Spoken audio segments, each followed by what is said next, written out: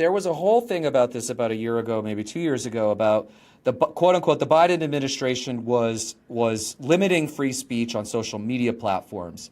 And as somebody who worked in social media in the federal government and yes, did have contacts with social media companies, there is a very, very big difference between the federal government telling social media companies when there is questionable material on their site and forcing them to deal with it, which the Biden administration did not do, correct?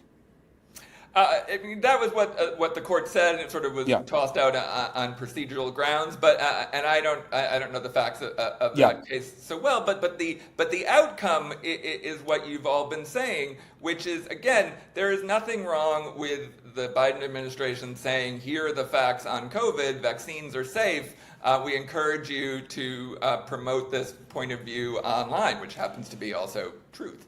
But even if it wasn't truth, there's nothing wrong with them pushing an opinion point of view without threat of sanctions. I would argue that there's even, despite the fact that he is the president of the United States, that Trump sort of just railing against comedians is not in and of itself enough to create state action. It's a tougher call, but that's a more complicated case. But here we don't have to get into the harder case. We have the chair of the FCC directly addressing the issue about this specific instance and implicitly threatening government action. To me, that makes up a state action case. And it seems actually stronger, perhaps, than the NRA versus Bulow case. So,